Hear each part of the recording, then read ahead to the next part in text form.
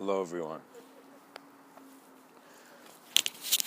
Today's talk will be titled, Where do we go from here? And when a man looks at himself, he might not know who he is and where he is. But he is still here. If you were to go in nature and simply look at a bush and just meditate on something, you would begin to see that you're studying the nature of your attention and how the nature of your attention is your awareness.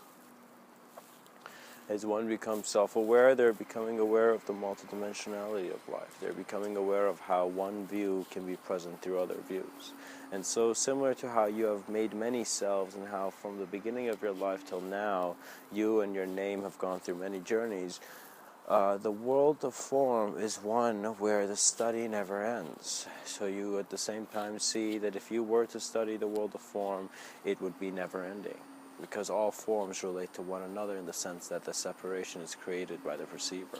And so if we are to acknowledge ourselves as transcendent perception, where does this perception originate from? And so when we study the moment, we are finding ourselves in moments where we can be completely empty and perceive no meaning, and then from that clarity again create meaning or not create meaning at all. It's as if this whole time trying to figure out what imagination could be, one has found the peak of their experience in the sense that they are beyond ideas.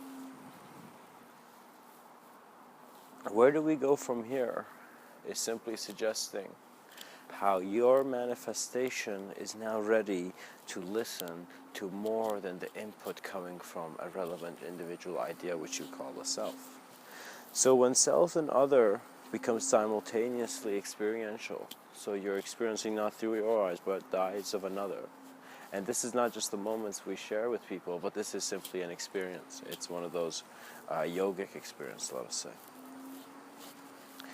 And so as one observes existence to see how they exist, they have blended in many ways.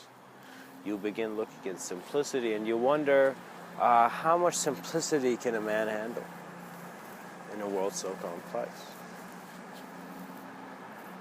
And so if you choose to work, your work will attract you towards infinite separation. If you choose to not work and be work and begin observing the work being done, your experience will shift to one that is not separated. But what is very important is the quality of your co-creation and how the edge of one world is never the edge. Similar to how you are present now and you are an aspect of the universe. You exist. And so it's as if from your gaze onwards, we are the edge of our world. And so who's within, behind our eyes, is an experience that is not looking for language. It is not looking for terminology. It is not looking for comparison. It is looking at itself to see what there is. I find certain possibilities in the sense of where man's experience can head. And I'm talking about mankind. So in other words, where our children's children will be, or the world they will be looking at, I would understand that it would be one that would need to confront more change because it is creating more of an infinite spectrum. So as artists create more room to see new things, as vision is communicated, similar to how many of our great leaders have done, you will begin to see it's as if there's more separation and more judgment. The more people being born, the more people there is to judge, the more human rights there is. So you simply see that it is an understanding of where the human experience is going. And once you look at human experience, you're only working with the definable aspect. The undefinable aspects of it you just don't know, so you don't talk about. So what I really have found science and philosophy being when spoken about, when truth is something you believe in or don't believe in, if it's in the world of still belief or right or wrong based on a certain viewpoint, it's as if man is forgetting himself. And so those people ignoring their unified nature will on some subtle level realize they can't avoid it. And so they will simply pull themselves in there through chaos if they're believing that a certain order is right. In other words, change is not an executioner. Change is just change, and this life goes as it goes. Similar to how we are walking right now, we may say Gaia, the planet, is actually walking right now. And what that really means is that we are present as life within a greater life. Our world is not empty. That emptiness is our own mirage, because we can choose to believe in the mirage or not. We're seeing it. We're having a real experience of the mirage, you know. I mean, even though the mirage is not physically there, perhaps, but you are having an experience of something like it. You know, even what we cannot ignore dreams. They're a state of man's consciousness as well. And so when you look at that, you're more than brain chemistry. And so, how open are you to looking at nothing to find yourself? To looking at no thing to find yourself, to discover your own greater dimensions. No one's going to expand your experience. You know, there was a certain point people would, you know, when you were growing up, when you were so young, people held your hand, helped you how to walk. You know, some people, they taught you how to ride a bike. But now, no one's going to teach you how to expand your awareness and how to look at life in the core and in the light of your own genius. You know. You need to activate this within yourself, and it's very simple. And it also needs you to be very compassionate and very patient. It is not a simple thing. It's as if for our mind to enhance and for an advanced mind to find itself, there needs to be an awakening from the limitation. And so the limitation needs to be challenged. You need to challenge your problem. So what that means is all those people saying, I'm depressed, I'm stressed, they're not handling the challenge. They're not fighting back. They're not putting themselves out there, putting the effort to handle their problem. So you need to always have more effort than the effort in which the problem is communicating, you know? And so similarly, we have seen in war that those people who put in more effort in the moment succeeded. So how much effort are you putting in your search for your truth and for your ability and activation? We are all inspired in this life, and there's a reason we have inspiration, because we realize we're moving and we're moving towards something. So one of the greatest things you can do is share your unique experience of this world. I believe everyone is a writer, because as soon as someone writes, it could be such a mundane experience, but you know, you will see the depth. Once you let creativity not originate from you, you're seeing all creation.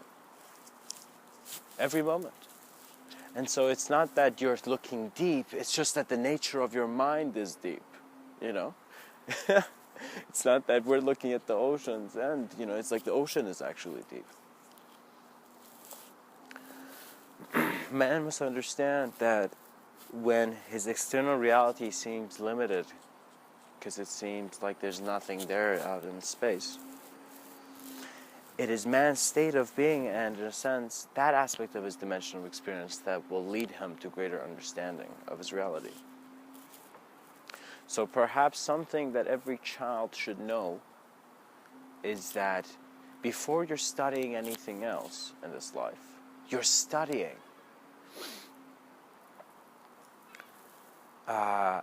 the nature of how you're experiencing a world.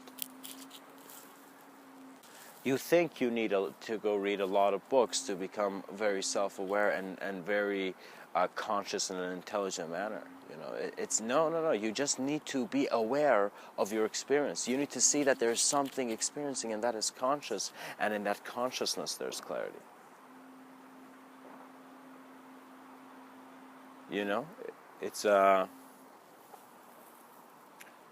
moment when you recognize that you're not just in a world, you are the world.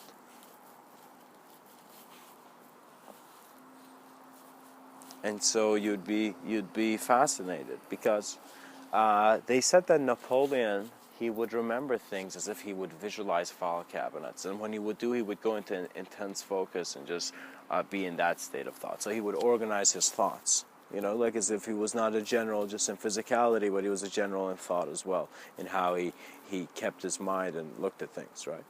So similarly, we can see that as one point of being becomes aware of its world and the world of others, it is recognizing its value differently. What that means is when you're the only person in the world, and suddenly when you meet another person in the world, that is two different realities. That is multidimensional in nature, just that dynamic of change. Because in one projection, you are just the origin view. You're suddenly a self-aware view in this life, a very able self-aware view, and because you're so able, you are moving manifestation. You're in form. And so there's also the view of the formless presence that is observing.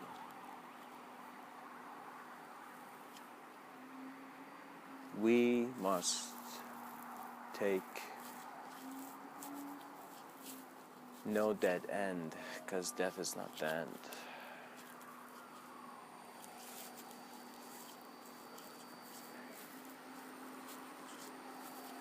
You will find yourself questioning yourself, because that is naturally what you need to do as an evolving species.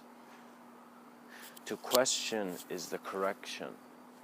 To have a fixed answer is the mistake.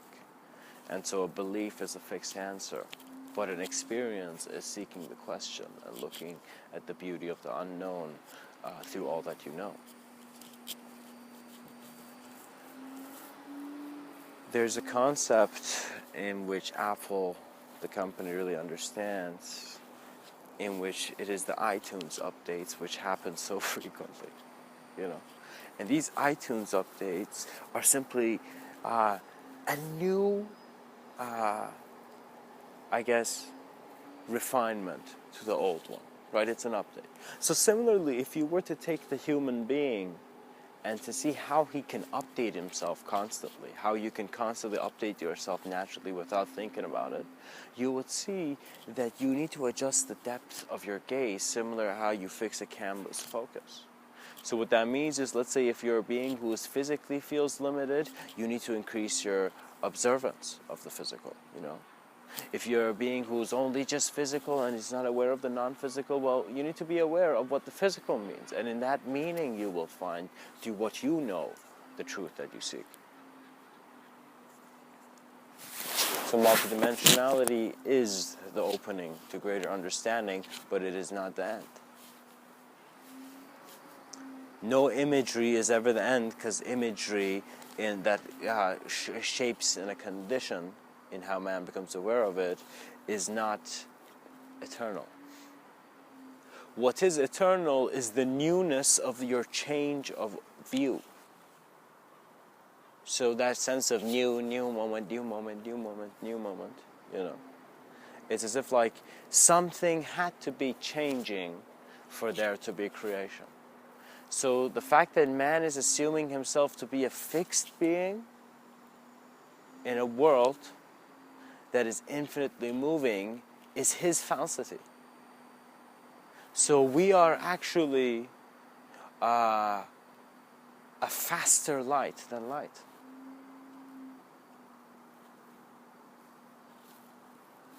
And that is why we can't touch ourselves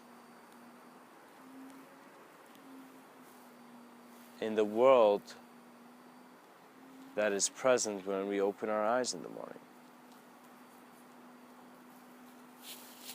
I find deep ideas give you a clear mind. They allow you to see what your mind even means to you and how you can develop it based on your way of thinking, because you're the one who knows what you've been through. You are your own greatest consultant, And so many people go and they give the power to others. They think someone else can heal them. They think something else can heal them, They think a certain set of sounds can heal them. No, what can heal you is your self-awareness, and in that view, how conscious you are of your moment. So what that means is there's this wonderful Zen story which I share, where a thief goes to this Zen master, and he tells the Zen master, don't try to change me, I've been stealing for 30 years. And I'm a thief, and I like what I do. So give me realization, Zen master. So the Zen master's sitting there, and he's like, all right, I'm not going to change you. Just the next time you go to steal from, let's say wherever you go steal from, when you take the object, just put it down, and just before taking the object, just observe the object. Give it one look before you take it and get out of the house with what you're stealing. And so this thief's like, all right, and that's pretty easy, I agree, you know. And so there was this silent nod and agreement, you know, there was no contracts, it was just, you know, two guys just nodding, yeah, sure, yeah. And so the thief goes on, and it becomes nighttime, and he sneaks into the imperial palace, and somehow it's as if he has the power of invisibility to go through the walls. He he finds himself at the, you know, imperial bedroom where there's a crown or something he can steal, you know, some golden jewelry. And so he's opened this treasure box, or whatever box there is in that palace. And so in that box, he picks up the thing. And as he picks up the item, and he's about to leave, he just puts it down. He puts down the crown. And he just sees. And for a moment, he just gets this this new understanding from this routine thing he's been doing, that gosh, his whole sense of survival was based on stealing a rock. It was just metal he was touching, right? So he suddenly got a leap in awareness. It's as if he became more observant of his experience, and so wisdom bloomed in him like a lotus flower.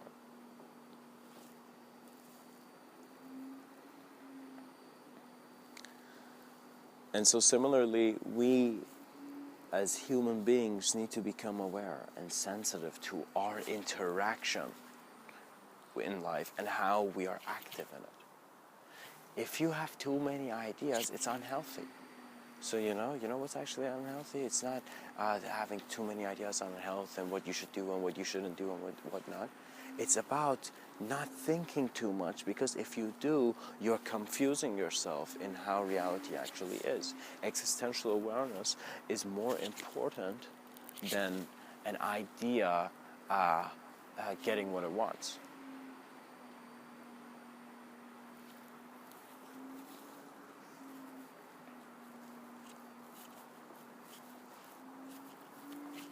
Freedom doesn't have to be a choice when you know you were always chosen. Give yourself an opportunity to observe your nature of being, and in your awareness of the experiencer, let all objects of experience lead to who you are. Much blessings and namaste.